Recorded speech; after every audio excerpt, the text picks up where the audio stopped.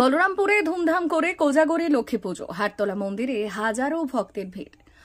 দুর্গাপুজোর পরেই পূর্ণিমা তিথিতে পালিত হলো কোজাগরী লক্ষ্মী পুজো। বলরামপুরের হাটতলার সার্বজনীন দুর্গাপুজো কমিটির উদ্যোগে সোমবার সন্ধ্যায় ধনের দেবী মা লক্ষ্মীর আরাধনায় মাতলেন এলাকার ধর্মপ্রাণ মানুষজন। মন্দির প্রাঙ্গণে পুজো দিতে এই দিন হাজারো ভক্তের সমাগম লক্ষ্য করা গেল। জানা যায়, এই দিন ব্রতীরা সারা দিন নির্জলা উপবাস থেকে সন্ধ্যায় পুজো দিতে পৌঁছন। প্রাচীন রীতি মেনে সন্ধ্যে 7টা নাগাদ সামনের একটি পুকুর থেকে ঘট কলস নিয়ে এসে মন্দির স্থাপনের পরেই পূজা অর্চনা শুরু হয়। পুজো দিতে আসা এক ব্রতী জানালেন, প্রতি বছরই হাটতলার সর্বজনীন দুর্গাপুজো মন্দির প্রাঙ্গণে এই পুজো অত্যন্ত জাঁকজমক সহকারে সম্পন্ন হয়ে আসছে। আচ্ছা, আমার এখানে বলরামপুরের আমি এই পাড়েরই বাসিন্দা আর কি। তো এখানে আমার আসা আজ 21 বছর হলো। তো তখন থেকেই দেখে আসছি যে দুর্গাপূজার মোটামুটি 7 দিন পর নিয়ম মাফিক যেভাবে তিথি ধরে হয় সেভাবেই কোজাগরী পুজো হয়ে আসে এবং সমস্ত রীতিনীতি মেনেই তিথিক্ষণ মেনেই এখানে পুজোটা হয়।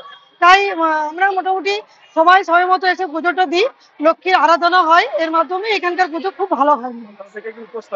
হ্যাঁ, সকাল থেকে উপোস থাকি এবং সন্ধ্যাবেলায় মোটামুটি তাড়াতাড়ি পুজো হয়ে যায়। তারপরে পুজো শেষে আমরা মায়ের প্রসাদ পাই এবং এখানে আমাদের সার্বজনীন হাটতলা আমি এসের থেকেও দেখছি এখানে প্রসাদ হিসেবে খিচুড়ি এবং পায়েস বিতরণ করা হয়। সেই হিসেবে মোটামুটি এখানকার পুজো খুবই ভালো এবং আমার খুব ভালো লাগে, ব্যক্তিগত অভিজ্ঞতা হিসেবে বলছি। পুজো শেষে মায়ের অন্নভোগ হিসেবে ভক্তদের মধ্যে পায়েস বিতরণ করা হয়। এই পবিত্র তিথিতে দেবী লক্ষ্মীর কৃপা লাভের আশায় বলরামপুরের এই মন্দির প্রাঙ্গণে ভক্তদের উচ্ছ্বাস ছিল চোখে পড়ার মতো। আমাদের এখানে পুজো হয়, পুজোর পরে মায়ের ক্ষীর এবং বোঁদে দেওয়া হয়, পায়েস এবং বোঁদে। তারপরে আমাদের এখানকার স্থানীয় বাচ্চারা মিলে একটা অনুষ্ঠান রাত্রিবেলায়। পুজো একটু 6:45 থেকে মানে মূল যোগ, পূর্ণিমা তো পড়ে গেছে সকালেই, মূল যোগটা 6:45 থেকে আবার ঘট আনতে চলে গেছে। ঘটলে এবার আমাদের পুজো শুরু হবে।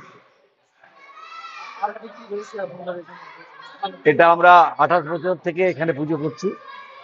এটা 28 বছরে পড়লো। দুর্গাপূজার সাথে শারদীয়ার এটা শেষ লগ্ন। কোজাগরী লক্ষ্মী পূজায় শারদীয়া লগ্ন শেষ হয়, এরপরেই আসবে মানে দীপাবলির কালী পূজা আসবে।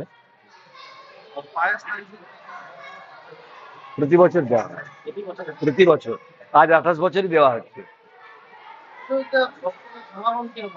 প্রচুর সমাগম হয়। আর একটু পরে দেখবেন যেখানে তিন ধরনের জায়গা থাকবে না, মেয়েদের যে যারা ভক্ত আছে না কোনো, অনেকে ভাবছেন যে দেরিতে পুজো হয় বলেই, হঠাৎ আস্তে আস্তে দেখবেন পুরো ভরে যাবে।